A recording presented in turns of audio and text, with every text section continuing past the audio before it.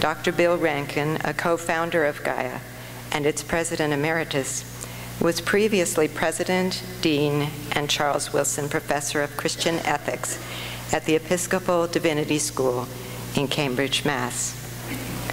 His wife, Dr. Sally Rankin, began working with Gaia in 2001 while serving as faculty member, department chair, and interim dean at the University of California, San Francisco School of Nursing. Their various accomplishments and honors are too numerous to mention without cutting severely into their time to share their Gaia experiences in Malawi with us today. Please join me in welcoming today's guest speakers, the two people who will be receiving this year's Duke University Award for Service and Leadership in the Global Community, Drs. Bill and Sally Rankin.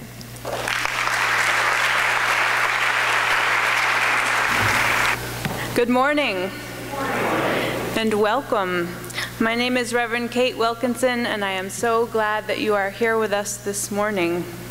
I also hope you will return next Sunday, which is our ingathering for a new church year, and also our water communion ritual, which means that you are all invited to bring small samples of water from places that have been important to you, even if that is your kitchen tap. And that water, and symbolic water is good too, will all be gathered together next Sunday and blessed and sterilized and used as our holy water for the year for blessing of wedding rings and babies and all the things that we are called to bless. So I hope you will return next week for that. I have two readings to share with you this morning. And the first is a letter that was written to us by Promise Chitika, the young woman who you heard about earlier, who we have been helping with her school fees this year. Dear friends, she writes, I am Promise Chitika, and I was born on the 15th of March, 1992. I am a third-born daughter in a family of 6, 1 boy and 5 girls. My father died when I was 6 years old, and every property which we had in our family was taken away from us by my father's relatives. We went to the village, and my mother was doing a small business which was supporting our family. My mother supported my secondary education up to the time I wrote my Malawi school certificate of education. As I was processing to sit again for my MSCE, my mother died of meningitis. She left behind my younger sister, who was 6 months only, a child from my stepfather. I had no choice but to quit school due to financial problems. My elder sister was impregnated way back when she was in Standard 6, and she dropped out of school.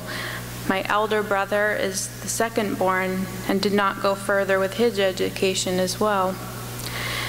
I stayed home without doing anything for 3 years, till when my aunt came to our rescue and took us to live with her. I started going to Malawi Girls Open Secondary School in 2012, and I wrote my MSCE in 2013, and I was the highest to pass in our class. I was selected to Umuzu College of Nursing, and I was the happiest person because I have always wanted to be a nurse. I believe nursing is a noble career which serves and saves people. My aunt could not afford my university education because it is expensive. Therefore, we approached the district commissioner, a member of parliament, and the counselor to assist me financially, but it did not work out.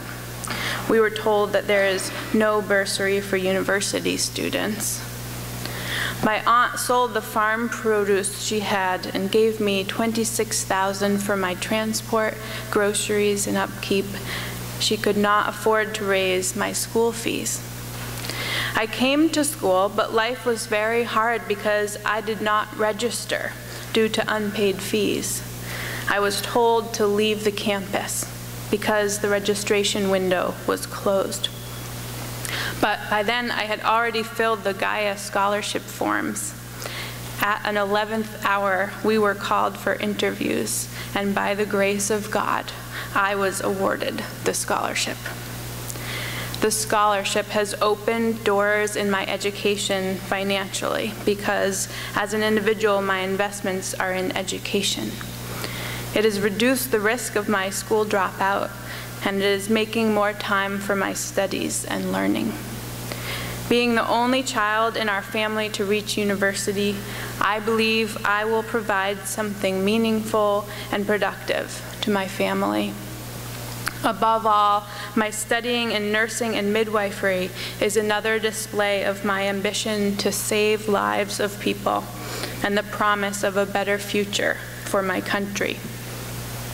Lastly, I am very grateful to Gaia. You have changed my story from nobody to somebody. I appreciate the opportunity you have given me. God bless. Yours sincerely, Promise. We will be given an opportunity at coffee hour to make further contributions toward her education, and I hope you will. Our second reading, I need your help with. You should find somewhere in your pews pages that look like this. You will have to share, but if you see an empty pew, feel free to grab a copy from there. Your part is highlighted in yellow. Do you all see your part? Okay, and I've asked folks up here to join me.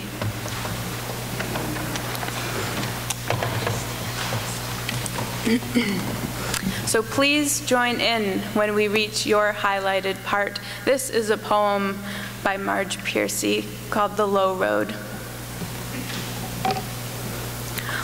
What can they do to you? Whatever they want. They can set you up, bust you, they can break your fingers, burn your brain with electricity, blur you with drugs till you can't walk, can't remember. They can take away your children, wall up your lover. They can do anything you can't stop them doing. How can you stop them? Alone, you can fight, you can refuse, you can take whatever revenge you can, but they roll right over you. But two people fighting back to back can cut through a mob. A snake dancing file can break a cordon. Termites can bring down a mansion.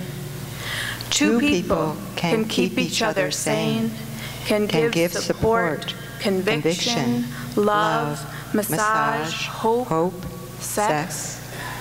Three people are a delegation, a cell, a wedge. With four, you can play games and start a collective. With six, you can rent a whole house, have pie for dinner with no seconds, and make your own music. 13 makes a circle. 100 fill a hall. 1,000 have solidarity and your own newsletter. 10,000 community and your own papers. 100,000 a network of communities. 1,000,000 our own world. It goes on one at a time. It starts when you care to act. It starts when you do it again after they say no. It starts when you say we and know who you mean. And each day you mean one more. Thank you. First, I'd like to say that both Sally and I are immensely grateful for the invitation that came from Kate Wilkinson, but also Jane. And we know we are honored to be in this group. The second thing I'd like to say is that I was in Malawi in June, and Sally was also. And I spent a little bit of time with Promise, the young student that you all are supporting through nursing school. And I can just tell you from direct experience of her, as in a conversation, that she is a lovely, dedicated, and very grateful young woman for your help. I told her, I promised her, I would convey that to you all. If you can, I'm hoping you will consider thinking of what I'm about to say about a part of the AIDS in Africa challenges and what we're trying to do about those as something that in no way is intended to trivialize or overlook the awfulness of HIV in this country. If you will, I'm hoping you'll think about the work that goes on in Africa as based upon the obvious fact that they're having a hard time too. And also, I'm hoping that you'll think of this maybe as, that is, think of what we do as a kind of 21st century version of the church's overseas mission, but also of its healing ministry within the present global context of an HIV pandemic. We got started in 2000 when a surgeon friend showed me a drug study that had been published in The Lancet, and it said that if you give an HIV-positive pregnant woman a particular antiretroviral medication and also her neonate, the same drug in syrup form, within 72 hours of birth, by the way, you can drop by 50% the probability that the mom will pass HIV, might pass HIV to her baby during the perinatal period. And the cost of the pill plus the syrup form for the baby was only $4 in those days, and it's down now to less than $1. But we knew that every day in sub-Saharan Africa, about 2,000 babies were born HIV positive, and they don't last very long under the conditions of poverty and other challenges when they start out in that shape. And we also knew that in sub-Saharan Africa, the majority of people by far happened to live in remote villages. We knew also that in the poorest African countries, your best chance of reaching people in those villages with medications or any other service would be to go through religious organizations, a variety of Christian and also Muslim. So those became the elements that went into the formation of Global AIDS Interfaith Alliance, or Gaia. We've worked in Malawi since 2001. A tiny word about Malawi. When we were there in June, the World Bank issued a statement saying that, in their opinion, of course, Malawi was now the poorest country in the world. I wouldn't want to defend that because there are a lot of poor countries in the world, but it does tend to spotlight some of the major challenges there. The great majority of people live out in rural villages where there's no electricity. Half of those villages may have potable water, and the average per capita annual income in that country is less than $250. The PEPFAR program has been benefiting all of the countries from the beginning of its existence that are contiguous to Malawi, but not Malawi itself, though later on it began to respond. And all that is to say, we went into Malawi initially because I knew a man and trusted him as an honest person, but also a competent person in working in rural areas. And secondly, we stayed in Malawi because, as opposed to the other countries surrounding it, there was nothing here. No resources, just poverty. I'm nearing the end of my 7.5 minutes. I just wanted you to know that I know that. There are 3 programs that we do mainly. One was started in 2003 with a large grant from the Gates Foundation, who, as you know, have been heroic in responding to the HIV problem. But they gave us the money to go into rural villages in Malawi and train low-literate and non-literate women, 4 to 5 per village, to be health educators, caregivers to the orphans and to the home-based care patients.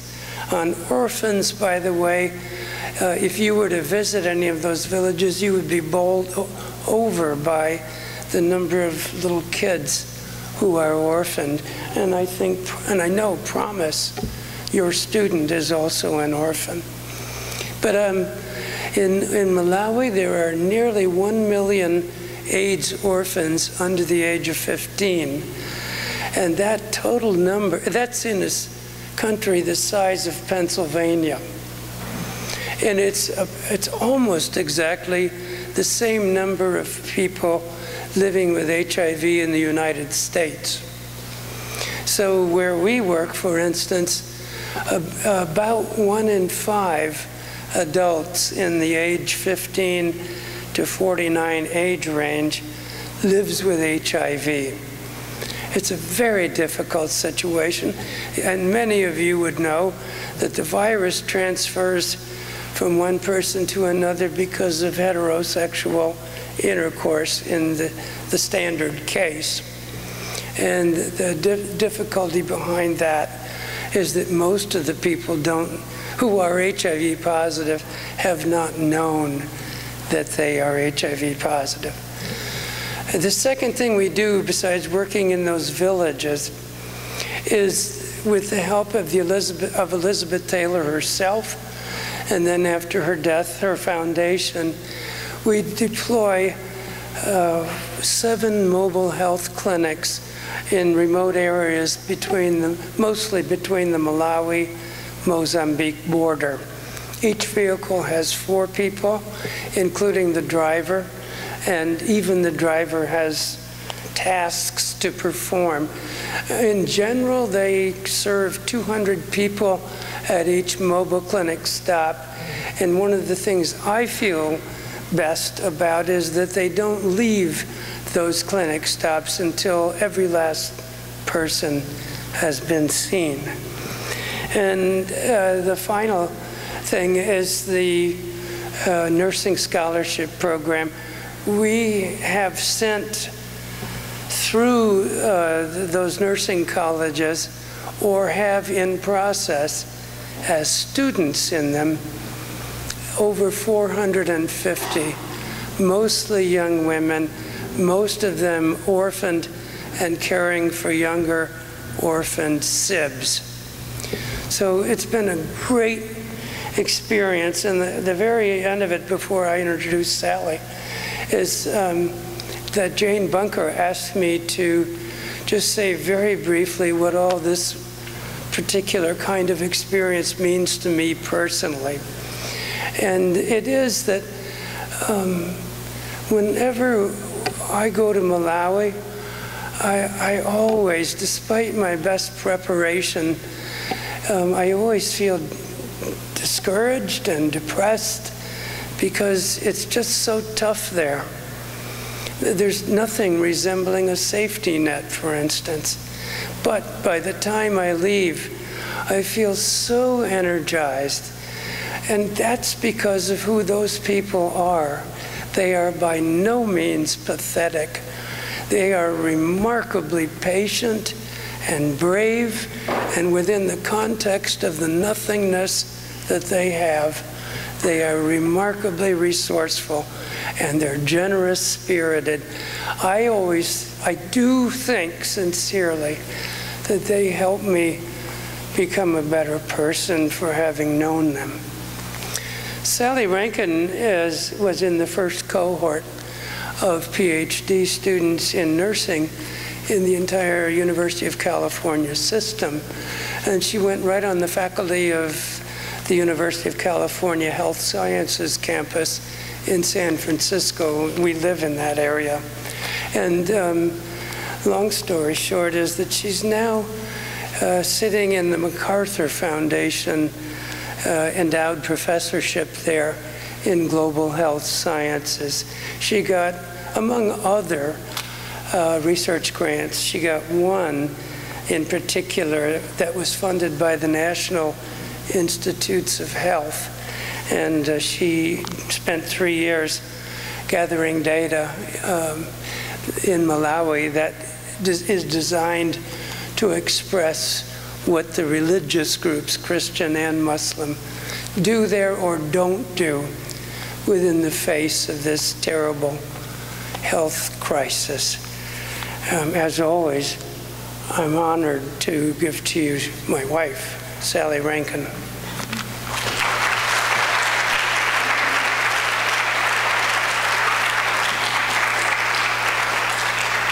Thank you, sweetie. So I want to tell you a little bit about what Malawi was like when we first arrived there in 2001. You would drive down dirt roads or sometimes paved roads, and all along the roads there were coffin-making shops because there were so many people dying of HIV at that point. There were no antiretroviral drugs in the country then, and the situation really seemed somewhat hopeless. And you can imagine what the effect that had on the healthcare system, because the nurses were dying, the physicians were dying, the teachers were dying, everybody in the country was dying, it felt like. And so the healthcare system was very immobile at that point. You would go into a hospital and there were very inadequate nursing people at present in the hospital. There was nobody really there to take care of the patients, and so their families members were doing all of the care. Patients were people to a bed, and you'd have the cholera patients mixed in with people who'd been in motor vehicle trauma accidents, and it was really a very dire situation. And so that was part of the background to Gaia beginning the nursing scholarships. But you also need to know that in Malawi, there are only about 500 physicians in the public system. I mean, and this is a country of 16 million people, so you can imagine what it's like to only have 500 physicians. And this is why the nurses are so absolutely critical to healthcare there. They deliver 85% of all babies in the country. They treat people who have been in motor vehicle accidents and have tremendous trauma. They do all of the well child care. I mean, they are really carrying the system, and this is why your support of Promise is so important, because she's going to be deployed to a government clinic where she will work and pay off her 5-year bond. And so she will be serving the people of Malawi, which is what she wants to do. And we're very proud of the fact that 99% of all the 460 graduates who have been supported by Gaia are working in Malawi. And this is very significant because many times physicians and nurses leave the country because they realize they'll have greater opportunities in other parts of the world, and they're English speaking, so it makes it easy enough for them to go to England or Australia or the US or wherever, because they can get paid a lot more. Some of the other things that you might be interested in is that because the program has been so successful, Doctors Without Borders and Partners in Health have looked at this program and have asked for help in establishing their own similar kinds of programs. And in fact, this past spring, when we all became so aware of the Ebola epidemic, or this past fall, we, Gaia, began funding a limited number of nursing scholarships in Liberia, working with a hospital there because their nursing system had been very hard hit by Ebola. So you have very generously supported Promise. And I'm going to tell you a little bit now about a young woman who was a classmate of Promise's. And she, like your student, desired above all to become a nurse and serve the people of Malawi. However, as for all of us, geography is destiny. Geography is determinative of the future of so many people. Those of us who have opportunity are privileged to be sisters and brothers to those in need. So this is the story of a nursing scholarship named Trifonia, a young woman at the Kamuzu College of Nursing where Promise studies, and who was in the midst of her nursing career when something terrible happened. Because geography is destiny, Trifonia grew up in poverty, limited by her gender, her rural origins, and poor education. But she had tremendous promise to break through the limitations and become a healthcare leader in her country. She's so similar to Promise's story. And her story is emblematic of the problems in Malawi. So this story was related to both Bill and me in an email by the International Programs Director of Gaia. She's a nurse. Her name is Ellen Schell. And she was in Malawi when Trifonia died of an acute asthmatic episode. So Ellen wrote this story, recounted the experience of Trifonia. She said Trifonia was 20 and in her 3rd year at Kamuzu College of Nursing. She died on Sunday, March 22nd of this year. And she died on Sunday, and Joyce, who is now the program director for all of Gaia in Malawi, Chimwemwe, a male nurse who works for Gaia, and I, Ellen Schell, attended her funeral in her village on Monday yesterday. She was laid out in her home, a very humble village dwelling, and it reminded me again how far our scholars come and how hard they work to finish secondary school and become students at Kamuzu. She was buried in her nurse's uniform, and by tradition, nurses, all in uniform, gathered, including the entire student body that was then working in Blantyre. And they carried her coffin from her house while singing, "The Holy Spirit must come down, the nurses must be saved." It was very moving. The dean of Kamuzu College of Nursing and a lot of the nursing faculty there were at the service. Gaia paid for her coffin and transported the body, and Joyce purchased a lovely wreath, which she and I laid at the graveside. In the end, Trifonia could not overcome her context because of medication stockouts and the healthcare system's limited ability to manage emergencies. As for all of us, we are diminished by her loss. We have lost a soldier, and so our work continues. Thank you.